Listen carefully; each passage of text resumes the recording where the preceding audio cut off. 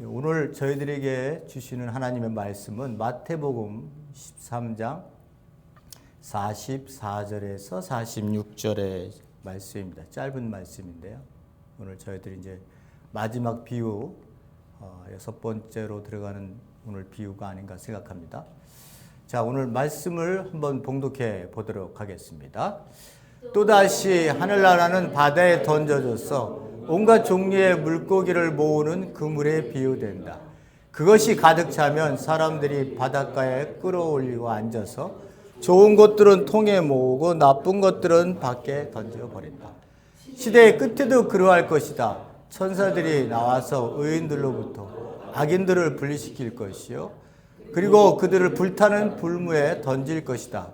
거기에는 통곡과 이를 갈미 있을 것이다. 너희가 이 모든 것을 깨달았느냐? 그들이 그분께 예라고 말한다. 그러자 그분께서 그들에게 말씀하셨다.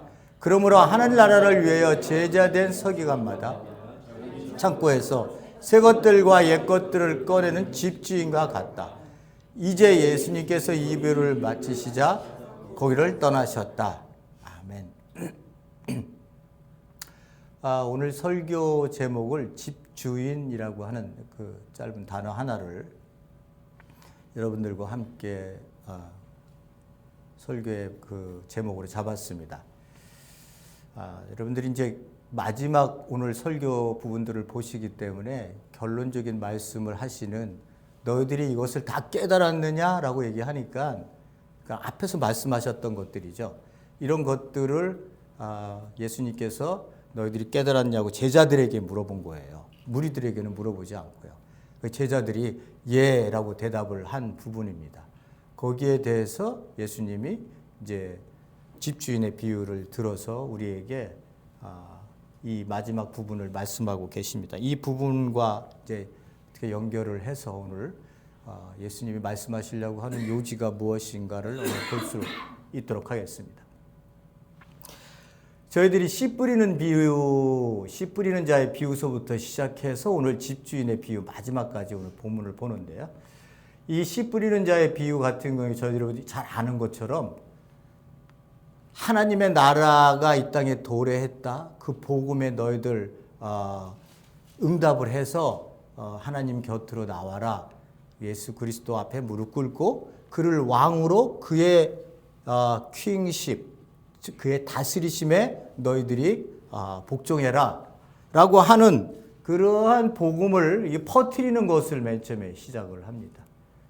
그래서 이 시작의 비유의 목적과 함께 가라지, 겨자씨, 누룩 비유 봤고요. 보화, 진주, 그물 비유, 오늘 집주인까지 볼 텐데, 여기서 씨를 뿌렸던 하나님의 나라의 복음을 뿌렸더니 많은 사람들이 대부분은 거부를 하죠. 또는 뭐 쓰러지든지, 길, 바위, 그 다음에 덤불, 이렇게 많은 곳에서 뿌려진 가시덤불 넘긴 이렇게 뿌려진 곳에서는 실패를 하지만 좋은 땅에 이제 일부가 하나님의 반응해서 귀한 하나님의 백성으로 열매를 맺는 모습을 볼 수 있었습니다. 오늘 이게 그물 비유와 함께 집주인 비유는, 이 집주인 비유, 그물 비유가 요 가라지 해설하고 난 다음에 요 끝에서 들어오는데, 이 끝에 부분하고 굉장히 우리가 봤던 것처럼 악인이 어떤 상태에 있을 것인가에 대한 부분을 똑같이 아주 그냥 그려내고 있습니다. 오늘 이제 그런 것들을 관점으로 여러분들이 보시면서 제가 한번 말씀을 다시 한번 드려볼게요. 자, 또다시 하늘나라는, 하나님의 나라는, 하나님의 통치는 바다에 던져져서 온갖 종류의 물고기를 모으는 그물에 비유된다. 네, 원문에는요, 헬라어 사본, 결국은 사본이죠. 그걸 사본에는 물고기라는 단어는 없어요. 근데 이제 이 상황 자체가 물고기에 관한 것이다라고 하는 것을 듣고 있는 제자들, 적어도 4명은 어부 출신이었으니까요. 그 베드로, 안드레, 그리고 그 요한하고 그 또 베세다, 베세다입니까? 제가 깜빡 잊어버리겠는데, 4사람은 분명히 바다 출신이었어요. 그렇기 때문에 이 상황을 잘 알고 있었고, 또 바닷가의 갈릴리 호수에서 그 어업을 하는 가장 좋은 그러한 터가 바로 갈릴리 호수였기 때문에 이 부분에 대해서 이 말을 듣고 있는 제자들은 너무나 이것도 또 잘 알고 있는 그러한 부분입니다. 요 물고기는 분명히 없다고 말씀을 드렸지만 이 전체 상황에서 물고기가 이 안에 그러니까 우리가 삽입해서 넣은 잘 이해할 수 있도록 해준 거예요. 물고기는 유대인들 그 유대인들이 아니라 유대인이었었던 사람들이 그리스도인이 됐든지 아니면 그 복음을 전파를 해서 이방 지역에 예수 그리스도를 믿는 사람들의 신호, 나 그리스도인이야. 익투스라고 하는 단어, 제가 좀 이따 말씀을 드리겠습니다만은 익투스라고 하는 이 물고기 표시, 여러분들 차 이렇게 운전하다 보면 차 뒤에다가 이 물고기 표시 이렇게 해놓은 거 있잖아요. 거기에 헬라 말로 써놨잖아요. 그죠? 익투스라고 하는 그렇게 읽거든요. 뭐 읽는 거에 조금 발음상은 다를 수 있습니다만은 그게 무슨 뜻이냐 하면 나는 예수 그리스도를 구주로 믿는 사람입니다. 하나님의 아들을 구주로 믿는 사람입니다라고 하는 나 그리스도인이에요라고 하는 뜻이에요. 여러분들이 그 보셨던 것처럼. 그런데 이 물고기는 그때 당시에 1세기 당시에 예수 그리스도를 믿는 사람들이 그 이제 핍박도 들어오고 막 그러한 상황이 있었잖아요. 많은 그런 경우들을 경험할 때 유대인들이 이 표시를 하고 있으면 물고기를 표시를 하고 있으면 세상 사람들은 그게 무슨 뜻인지 모르지만 그 그리스도인들끼리는 알았어요. 나는 그리스도인입니다. 예수 그리스도를 왕으로 모시는 분입니다. 그분은 하나님의 아들이십니다. 라고 하는 걸 고백하는 물고기 표시를 해두는 집들이나 그런 어떤 가정들이 이 암호로 썼었던 이 타이틀, 그러한 그 상징적인 아이콘이 이 물고기였습니다. 그래서 여러분들이 오늘날도 이렇게 차 뒤에 보면 물고기 표시 있으면 나는 하나님을 믿는 사람입니다. 예수 그리스도를 믿는 사람이다라고 하는 거를 이렇게 얘기를 하는 겁니다. 자, 바닷가에서 물고기를 제가 여기 설명을 드릴게요. 물고기가 이 단어가요. 익투스라고 하는 단어예요. 그런데 이 첫 글자들 있잖아요. 요거 첫 글자들 5개. 걔가 요게 이에수스, 크리스토스, 하나님의, 원래는 데오스. 근데 소유격이 들어가서 이게 우가 되는 거예요. 그 데오, 그리고 휘오스, 아들, 그리고 여기 소테르, 구주, 구세주 이런 뜻입니다. 그래서 물고기에 이상하게도 물고기의 첫 단어들이 이렇게 예수 그리스도님은 하나님의 아들 구세주입니다. 라고 하는 것을 고백하는 사람들이 이 물고기 표시를 하면 이거를 가정에나 어디다 뭐 그런 모습으로 그림을 그려놨다든지 뭐 어떤 표시를 해놓으면 그건 그리스도인이구나 라고 하는 것을 얘기했었던 당시에 그 단어를 이렇게 얘기를 하고 있습니다. 그러니까 희한하죠, 그죠? 물고기가 어떻게 이 앞자리를 땄더니만 이렇게 됐을까? 예. 어쨌든 그렇게 이 얘기가 당시에 전해지고 있습니다. 1세기에 이제 1세기에 갈릴리에서 피싱할 때 이 보트 모양 이렇게 생겼대요. 그래서 갈릴리에서 가장 커먼하게 보통 사람들이 가지고 있는 배에 이 어업을 하는 배의 모습이고요. 여기에 이제 이 제자들도 이렇게 똑같은 이러한 배를 썼을 것이다 이렇게 얘기를 합니다. 근데 이제 오늘날 우리가 생각해보면 우리식으로 생각해보면 이렇게 던지는 이렇게 투망 있잖아요, 그죠? 이 투망 요 밑에다가 전부 다가 이제 그 금속을 달아놔서 이렇게 밑으로 깔아앉으면 거기에 있던 고기가 잡혀서 이렇게 끌어올리는 이러한 혼자서 할 수 있는 것도 있지만 이 배들을 이렇게 2개를 이용을 해서요. 이 배를 2개를 이용해서 엄청 긴 이 투망 같은 거를 저쪽 배가 잡고 이쪽 배가 해서 이렇게 끌고 이렇게 해갖고 해변가, 바닷가, 바닷가로 이렇게 끌고 나오면 거기에 걸려있는 고기들이 이렇게 주르륵 하고 다 끌려 나온답니다. 그래서 이건 이제 요새 얘기로 얘기하면 쌍끌이. 그냥 바닥서부터 그냥 쫙 전부 다 훑는 거예요. 저인 방식, 방식이죠. 고기를 잡는 그런 방식으로 해서 고기를 쫙 잡아갖고 이렇게 바깥으로 끌어내는 방식이랍니다. 이 방식이요. 그래서 이때 당시에 이러한 모습으로 그들이 했었던 거고요. 제가 또 이거 하나는 만들어냈습니다만은 이렇게 했을 때 그렇게 하고 나서 바닷가로 나오면 이제 사람들이 이렇게 물고기를 이렇게 보고 버릴 것 버리고 챙겨서 상업성이 있는 것들 그리고 율법적 하나님이 주신 말씀에 맞는 물고기들은 이렇게 이제 놔두고 그렇지 않은 것들은 이제 버리고요. 상업성이 없는 조그만 것들도 버리고 했었던 그러한 요 장면을 여러분들이 연상할 수 있습니다. 말씀을 한번 드려볼게요. 자, 하나님의 나라는 이렇게 온갖 물고기를 던졌다. 이렇게 물고기를 그물에 모았다. 그렇게 생각하면 첫 번째 우리가 생각할 수 있는 것, 이 그물의 의미하고 이 그물을 던졌을 때, 그물이 갖고 있는 의미와 그물을 던졌을 때 잡힌 고기들을 이렇게 좀 생각을 해봐야 돼요. 그물은 무엇일까라고 생각을 하는 거죠. 하나님의 나라에 지금까지 얘기했었던 아까 맨 처음서부터 씨 뿌리는 자의 비유를 얘기했던 것처럼 하나님의 나라의 복음을 뿌리잖아요. 그죠? 그 그물을 얘기하는 걸까라고 생각을 하는 거예요. 그 그물을 뿌렸는데, 그죠? 그러니까 하나님 나라의 복음을 뿌리니까 거기에 반응해 온 사람들이 있었잖아요. 그죠? 대부분의 사람들은 실패를 했지만 남아있는 사람이 있는 것처럼 그렇게 했었던 것처럼 이 그물을 던졌다고 하는 의미는 하나님의 나라의 복음을 뿌렸는데 거기에 반응해서 들어온 물고기들, 온갖 종류의 물고기들이 그물 안에 있었다라고 이렇게 해석을 1차적으로 할 수 있는 그 해석 첫 번째 방법입니다. 두 번째는요.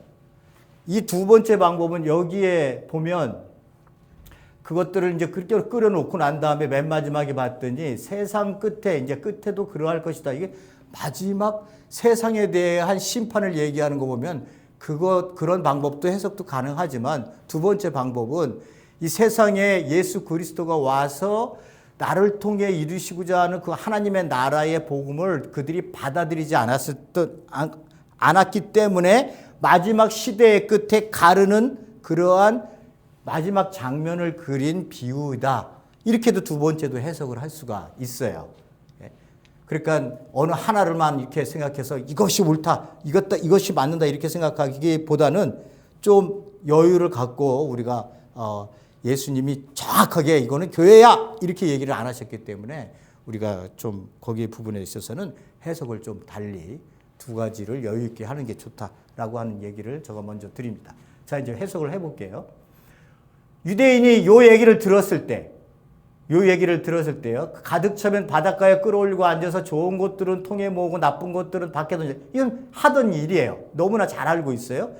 근데 세상 끝에도 그럴 것이다. 갑자기 마지막을 얘기하시면서 천사들이 와서 의인으로부터 악인을 분리한다.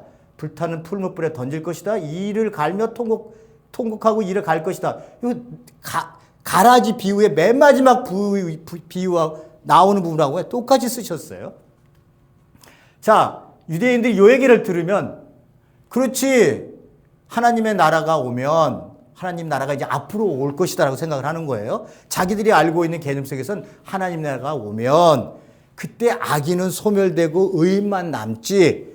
그래서 여기서 가르는구나. 그리고 악인들은 이런 모습으로 처해지는구나 라고 하는 것을 그들은 요 부분을 예수님의 얘기를 인정할 수 있는 범위로 받아들였어요. 그런데 그들이 기분이 나쁜 게 있어요. 뭐냐 하면 온갖 종류가 나온다는 거예요. 온갖 종류의 물고기가. 아니 우리 가운데에 이방인도 없는데 왜 우리가 이방인과 섞여 있는 불순한 자들과 함께 섞여 있지? 그건 불결한 거거든. 이렇게 생각을 하는 거예요. 그들과 밥도 먹지도 않는데 그들하고 밥도 먹지도 않고 교제도 하지 않고 그들과 금을 거서요. 너는 이방인 하나님의 백성이 아닌 바깥 사람들이고 우리는 하나님이 선택한 이스라엘 민족 선민 의식에 강했던 그들에게 왜 우리가 같이 이렇게 섞여 있는 거야? 라고 하는 불만을 가질 수 있는 거죠. 유대인들의 입장에서 종말관을 보면 그렇다는 거예요. 그렇지만 언젠가 시대의 끝이 오면 이렇게 가를 거라고 하는 것에 대해서는 유대인들도 이해를 하고 있는 부분입니다. 이제 그 부분을 여러분들이 인식하시고요. 자, 가득 차면 물고기를 끌어올려서 물고기를 바닷가에 끌어올린다는 얘기는 요 밑에 이야기로 시대의 끝을 얘기하는 거예요. 시대의 끝이 됐다. 그래서 좋은 것들은 통에 모으고 나쁜 것들은 밖에 던져진다. 좋은 것들은 뭐예요? 나쁜 것부터 얘기를 해보자. 나쁜 것들을 빼버리는 거예요. 나쁜 것들은 뭐냐? 율법적으로 예수님이 얘기한 레위기 11장에서 얘기했었던 물고기를 잡았을 때 비늘이 없거나 지느러미가 없는 것들은 부정한 것으로 그런 물고기는 먹어서는 안 된다고, 부정한 것이라고 이미 율법에 말씀을 하셨어요. 그러니까 유대인들이 물고기를 바닷가에 끌어오면 뭐부터 해요? 좋은 것들은 이제 해지만, 좋은 것들은 통에, 여기서 너 얘기하는 것도 통에 넣지만, 나쁜 것들은 어떤 거냐면, 율법적으로 첫 번째, 지느러미가 없고 비늘이 없는 것은 무조건 곤란했습니다. 왜냐하면 그건 부정한 것이라고 하나님이 말씀을 했기 때문에 그래요. 거기에 갈릴리 호수에서 많이 잡혔었던 종목 중에 하나가 메기, 뱀장어였어요. 그럼 메기, 뱀장어 먹어요, 안 먹어요? 오늘날은 우리 잘 먹잖아요. 그죠? 메기 매운탕. 잘 드시잖아요. 그리고 또 뱀장어? 이거는 또 남자들 또 뭐가 어떻다고 뭐 어쩌다 그래갖고 없어서 못 먹는 것 그만큼 귀한 거잖아요. 그런 것들은 다 일단은 버립니다.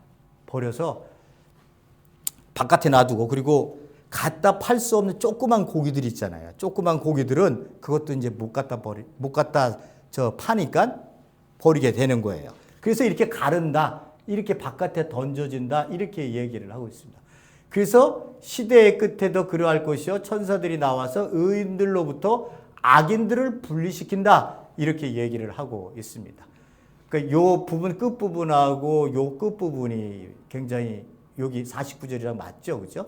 그래서 이 나쁜 것들은 바깥에 던져진다라고 하는 의미는 여기랑 연결시켜 보면 그들이 불타는 풀무에 던져지고 통곡하고 일을 할 것이다 라고 말씀을 드렸습니다. 이거를 이제 우리가 지옥이라고 하는 곳에 대한 의식이 가득하다고 이게 말씀을 드렸죠. 우리가 전통적으로 우리가 그렇게 생각을 했는데, 지금은 이제 그렇게 해석하기보다는 그러한 하나님과 단절되어 있는 상태를 나타내는 심판과 종말론적 언어의 상징으로 이렇게 말씀을 드려서 그런 상태를 이야기한다라고 하는 의미로 요즘은 해석을 한다고 말씀을 드렸습니다. 그래서 하나님이 없는 상태, 그 하나님과 관계가 끊어진 삶의 상태, 그곳이 그들에게는 그 인간의 삶이라고 하는 것이 우리 현실의 모습 속에서 보면요, 그 모든 일반 은총이 빠져버린 사랑, 용납, 서로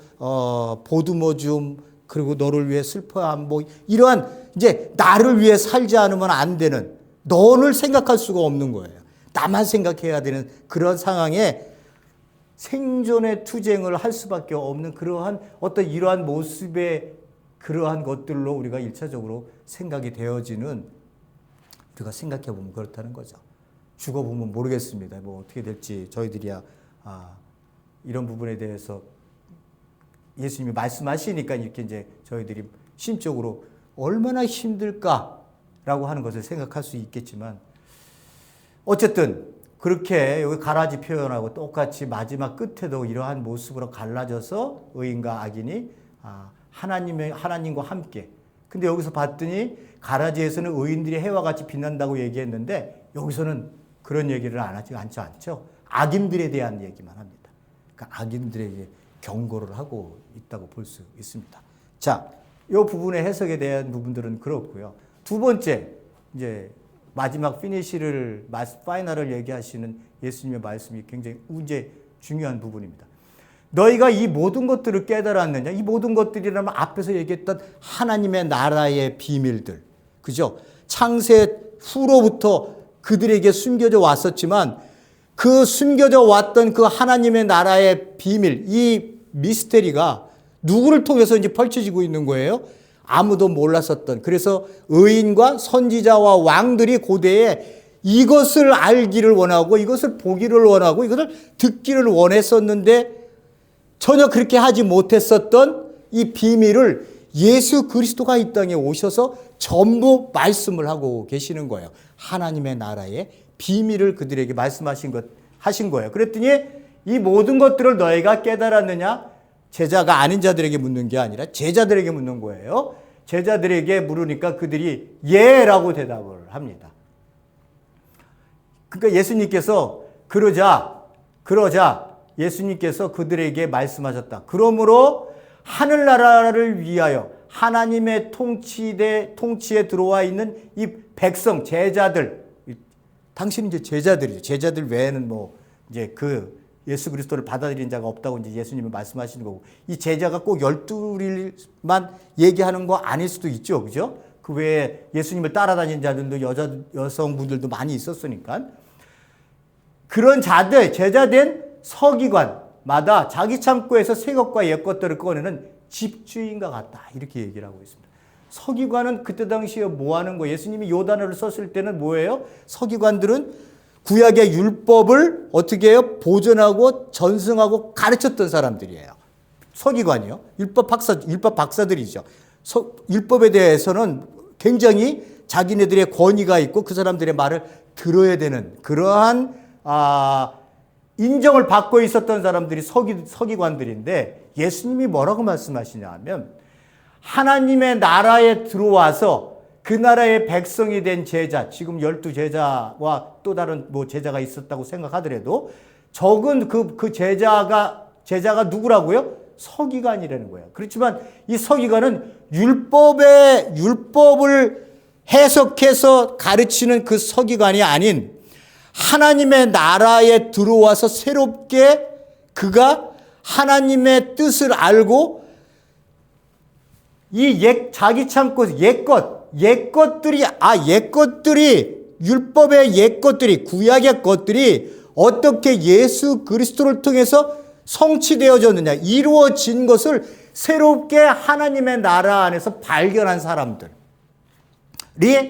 그 사람들을 서기관이라고 얘기하는 거예요. 그러니까 서기관의 의무에는 아까도 말씀드렸다시피 말씀을 전승하고 보증하고 가르치는 의무가 있거든요. 이걸 안 하면 서기관이 아닌 거죠. 그죠? 서기관의 직무를 이 사람이 게을리하고 있는 거예요. 그러니까 뭐라고 말씀하시냐면 예수님께서 자기 창고에 새 것과 옛 것들을 꺼내는 집주인과 같다. 집주인이 하나님 나라를 위하여 제자된 서기관과의 같은 의미로 갖고 예수님께서 쓰신 거예요. 그러니까 이거를 개인적으로 적용할 것이냐라고 하는 것에 대해서는 이제 좀 제가 잠깐 말씀을 드리겠습니다만은, 일단 우리가 알 수 있는 것은 뭐냐 하면 예수님께서 말씀하시고자 하는 의도는 뭐냐 하면 옛 것과 새 것을 제자들은 꺼내서 그것이 어떻게 쓰여질 것이라고 하는 것을 알고 있었다라고 하는 거예요.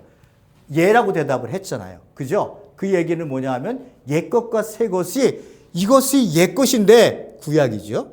서기관은 그것만 알아요. 그러나 하나님 나라를 위해 제자된 서기관은 구약과 신약을 알아요. 그래서 창고, 여기는 창고라고 썼습니다. 이건 보물이 담겨져 있는 거예요. 그 보물 같은 하나님의 말씀, 그리고 구약의 말씀이요. 그리고 그것을 예수 그리스도가 오셔서 성취하시면서 하나님의 나라의 백성이 이 땅 위에서 어떻게 그것과 함께 어울려서 옛 것과 새 것이 어떻게 연결되어져서 이 세상 사람들에게 서기관의 임무인 가르치고 보존하고 전승할 것인가라고 하는 것에 대한 의무를 이 하나님의 나라의 제자된 서기관이 갖고 있다고 하는 것을, 그리고 그렇게 해야 한다고 하는 것을 예수님이 말씀하시는 거예요. 그러면 이제 적용을 하면 제일 중요한 거는 이제 우리 2000년이 지난 지금은 이렇게 생각을 하시잖아요. 그죠?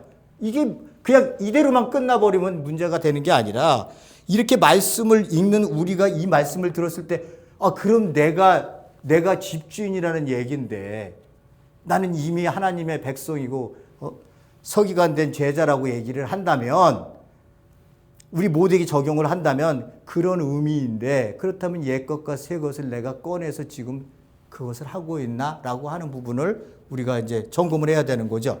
자, 봐보세요. 제가 말씀을 드렸다시피 이 제자는 지금 12명으로 제자가 제한되어져 있었던 당시 상황이에요. 그죠?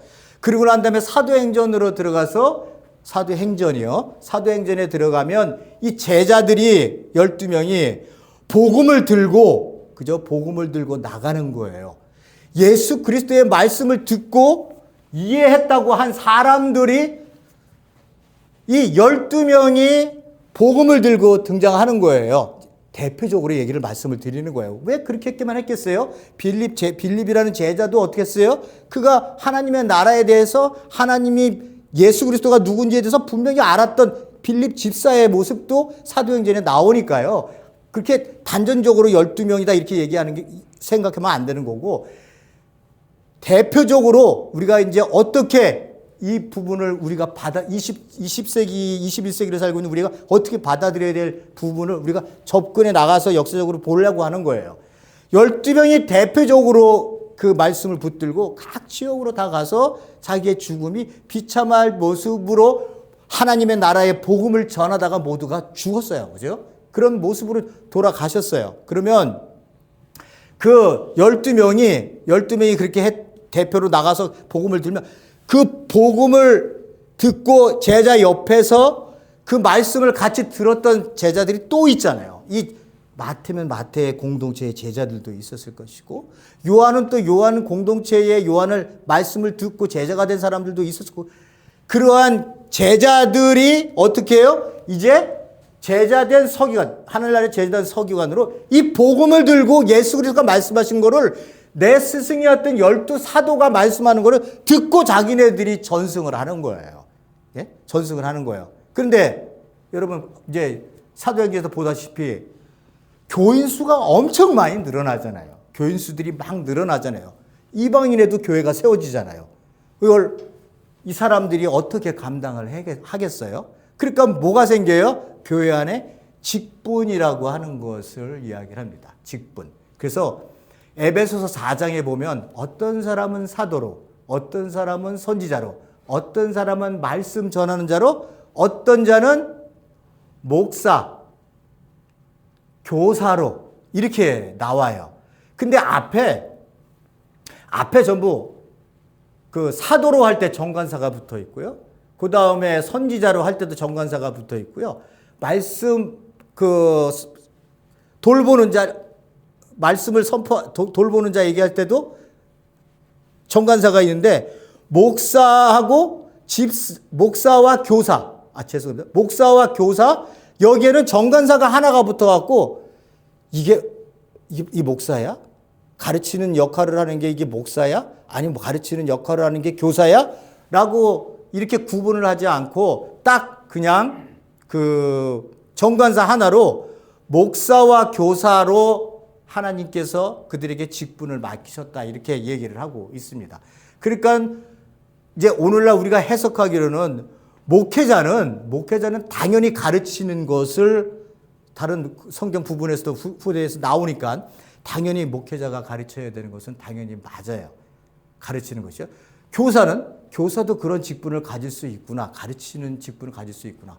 그러나 교사와 목사는 이 꼴은 아니구나라고 하는 것을 우리가 성경에서 조금 볼 수는 있습니다. 어쨌든 제가 이제 말씀을 드리려고는 그렇게 직분이 기능이 정해지니까 말씀만 연구하는 사람들이 등장하고 그래서 말씀을 갖고 아는 자들이 교회 공동체를 돌보고 교회의 그 비전도 세우고 또 교회가 어디로 가야 할 방향도 잡고 하는 그러한 목자라고 하는 포이맨이라고 하는 단어의 등장이 생겨나게 됐다는 거예요.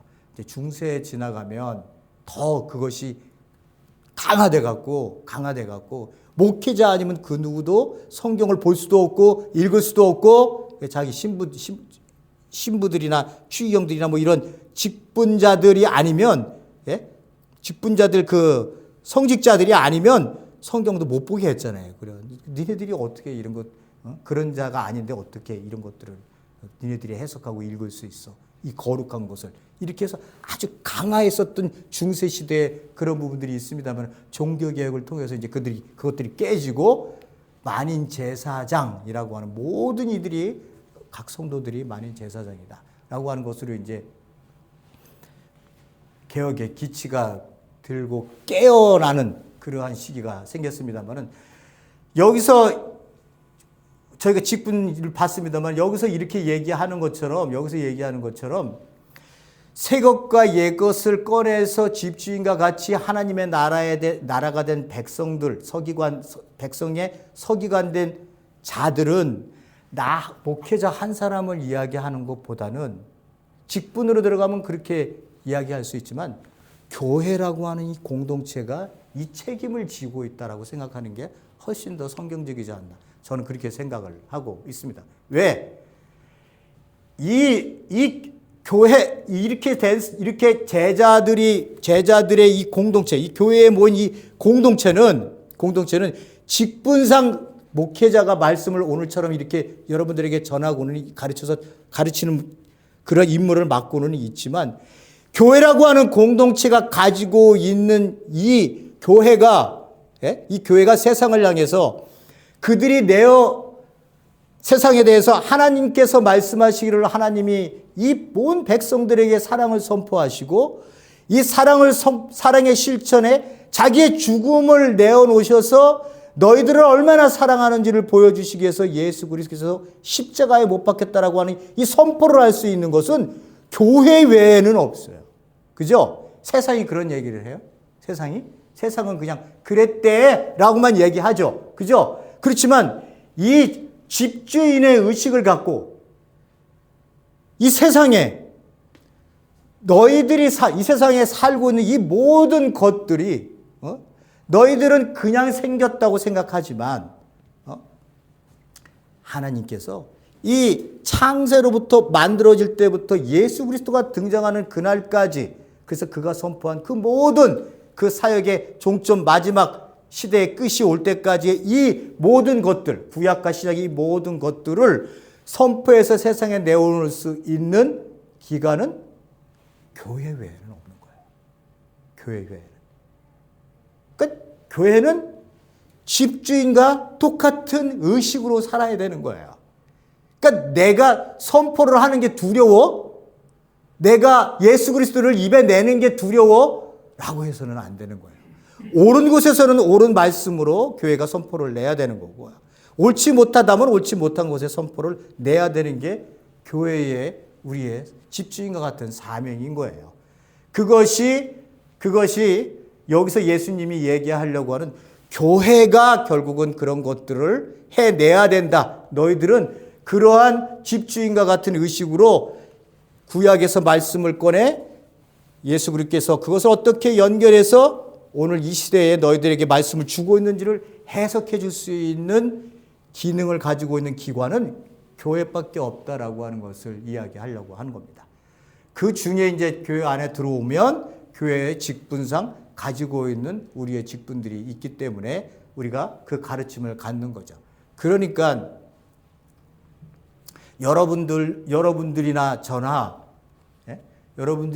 어떻게 해요? 말씀을 잘 알아야 되는 거죠. 예수님께서 말씀하신 것들을 잘 깨달아서 삶을 세상 속에 그 그리스도인의 삶의 모습들을 말씀을 새 것과 옛 것을 드러내야 되는 거예요. 우리가 이 땅을 살아야 하는 거예요.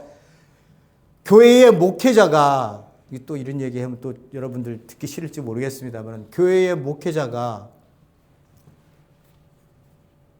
제가 들은 얘기입니다.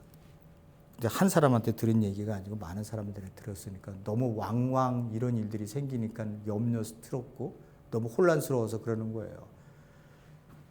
6개월 공부를 하고 목사 안수를 받는데요. 목사 안수를 받는데요. 그래서 그런 사람들이 얘기하기를 뭐라고 얘기하냐면, 목사 안수를 비행기 가다가도 그 자리에서 안수를 주고 목사가 된다고 하는 이야기를 하는 거예요. 그럼 그런 사람들이 하나님의 나라에 대한 이 예수 그리스도의 옛것과 새것들을 꺼내서 여러분들에게 제대로 먹여줄 수 있어요? 3년을 공부하고 또 4년 또 만약에 대학교를 가면은 7년, 더 높은 공부 많이 하는 사람은 8년, 9년 이렇게까지 공부를 해도 하나님의 말씀을 붙들고 그거 갖고 싸움하고 영적으로 얼마나 하나님께서 우리에게 주시는 말씀을 어떻게 하면 좀 더 정확하게, 좀 더 가깝게, 좀 더 본질에 가깝게 이렇게 해서 여러분들에게 나와서 말씀을 전하려고 하는데 어떻게 6개월, 1년으로 끝을 낼 수 있겠어요? 그리고 그렇게 해서 목회자가 돼서 여러분 강당에 서면 하나님의 복음이 바르게 가겠어요? 아니면은 왜곡되겠어요? 모르겠어요. 그 사람들도 자기들이 사명이 있으니까 또 그렇게 해서 한다 하지만 이게 은혜 받았다고 될 얘기예요.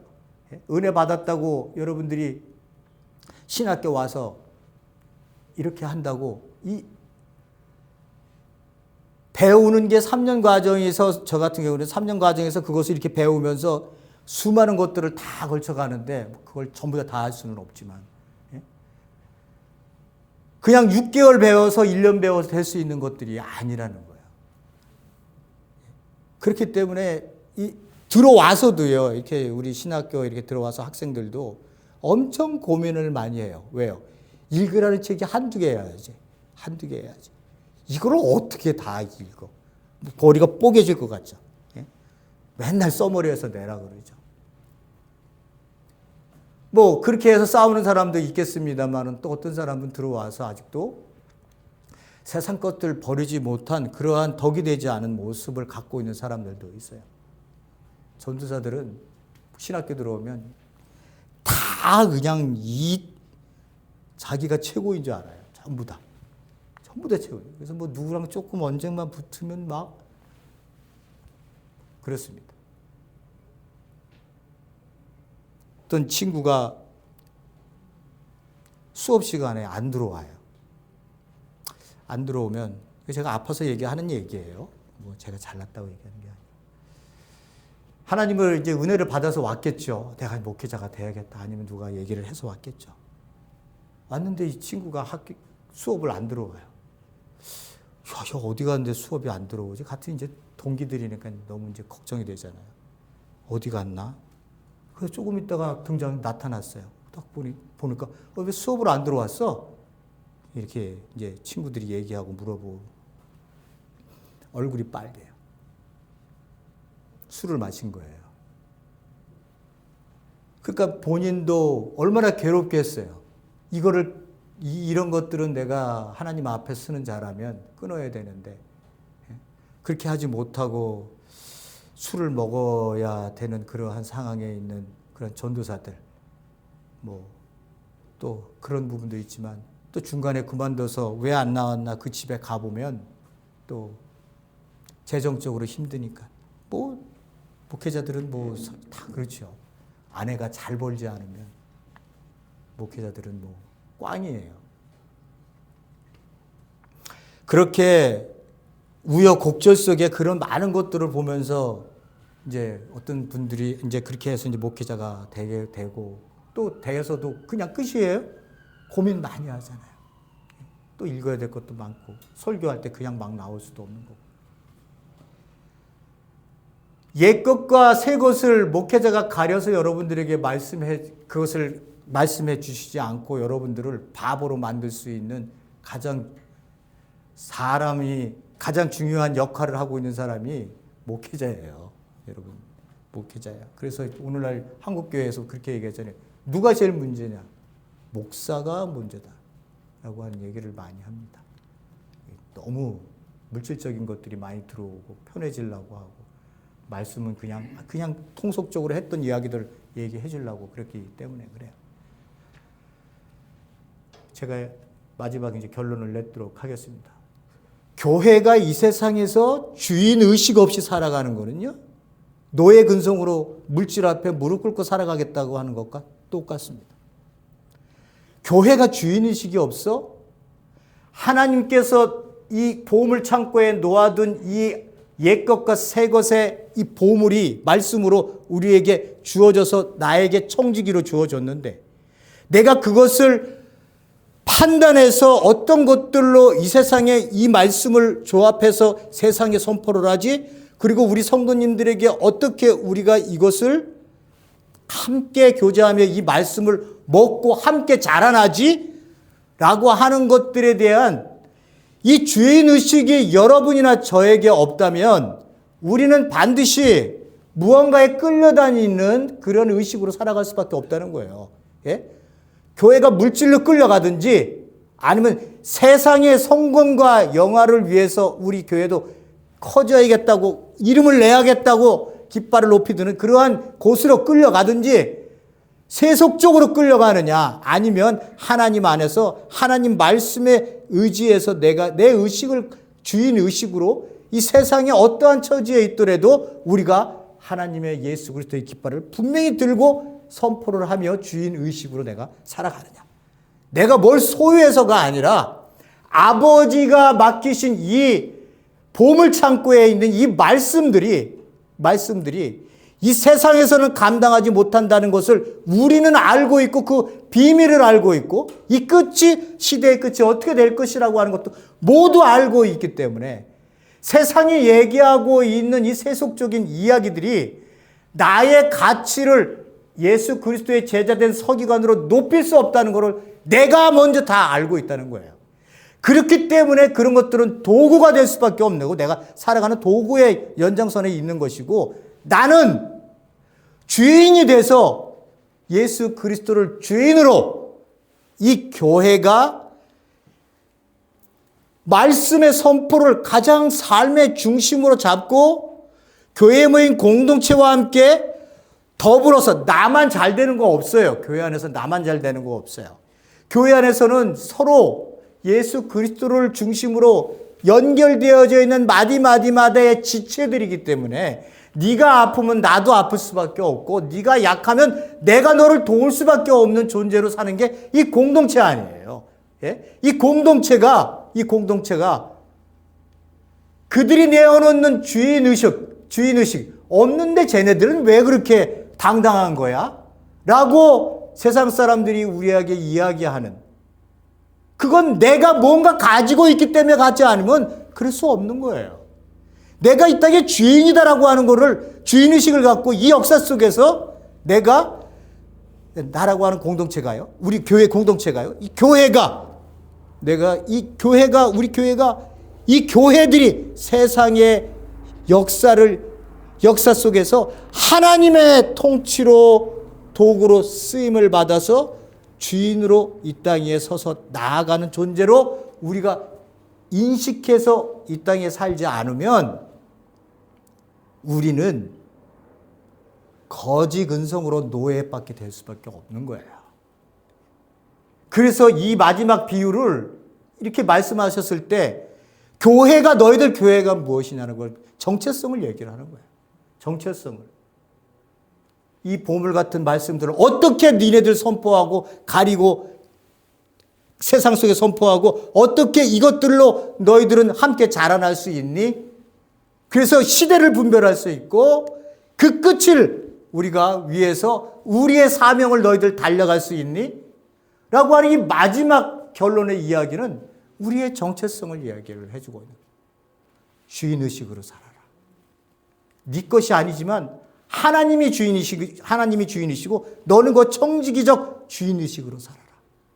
주인의식으로 살지 않으면 너는 이 세상에 끌려다니는 의식으로 살 수밖에 없을 것이다. 물질에, 성공에 너네들 끌려다닐 수밖에 없다. 왜? 교회가 그것을 분간 못하면, 옛 것과 새 것을 분간하지 못하면 너희들은 반드시 그런 데로 끌려갈 수밖에 없는 거예요. 그렇게 보여지는 교회들이 얼마나 많아요. 큰 교회들이 얼마나 많아요, 여러분. 그런 것들 때문에 장로가 자살을 하고, 이해할 수 없는 일들이 너무 많이 일어나요. 그러니까 교회가 불안전하다는 거 우리 모두 알고 있어요. 교회가 불안하다는 거. 교회는 완전한 곳이 아니에요. 왜요? 온갖 종류가 지금 모여 있기 때문에 그래요. 그리고 아직 가득 차서 바닷가로 끌려서 시대의 끝이 아니기 때문에 그 시간이 지나기 전까지는 어떻게 해요? 공전 속에 살고 있는 것이고, 공전 속에 살고 있을 때 너희들은 어떤 존재냐? 옛 것과 새 것들을 꺼내는 집주인. 그 의식으로 예수님이 오시는 그날 때까지 우리가 살아야 한다는 것을 예수님이 오늘 마지막에 본문으로 잡고 우리에게 얘기를 연관해서 얘기를 해주고 계시는 겁니다. 그러니까 성경을 저처럼 머리로 다 안다고 그렇게 생각하고 설교하고 이러면 안 되고요. 머리로 성경에서 성경 공부를 한다는 것과 성경 공부를 한다고 하는 것과 말씀을 읽어서 내 것이 돼서 내 안에 삶으로 드러난다는 것은 다른 거예요. 여러분, 그런 거 혼동하시면 안 됩니다.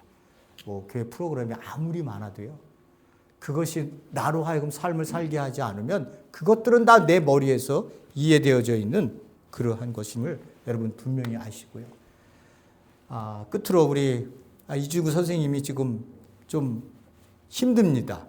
여러분 기도해 주시고요.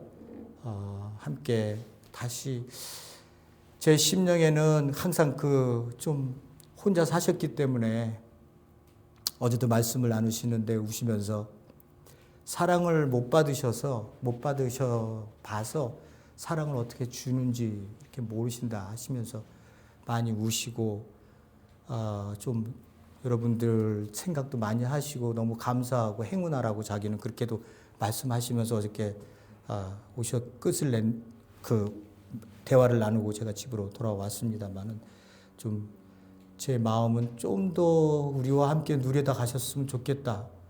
혼자의 시간이 너무 오래셨기 때문에 좀 마음이 아프다는 생각을 합니다. 그래서 여러분 함께 기도하시고 또 우리가 하나님이 어디까지 허용하실지는 모르겠습니다만 여러분들 마음에 담고 기도해 주실 수 있기를 바랍니다. 기도하시겠습니다. 고맙고 감사하신 하나님 아버지, 하나님 교회는 이 세상에 그냥 십자가 세운다고 되는 것도 아니고 건물 하나 있다고 되는 것도 아님을 우리는 압니다. 우리에게 주어진 책임과 의무 또한 있고 우리의 정체성이 이 땅 위에 세상 사람들과는 다른 모습으로 살 수밖에 없는, 그리고 다른 선포를, 우리의 목표가 다른 선포임을 우리가 세상에 드러낼 수밖에 없는 존재로 이 땅에 살고 있습니다. 우리 사랑하는 성도님들 어디에서 무엇을 하든지 커다란 이 교회의 머리이신 예수 그리스도를 생각하는 사람이 되게 하시고 너무 나만 생각하지 않게 하시고 좀 더 넓은 의식으로 이 땅에 살아가는 그런 우리 성도님들 될 수 있도록 역사하여 주시옵소서. 예수님 이름으로 기도드렸습니다. 아멘.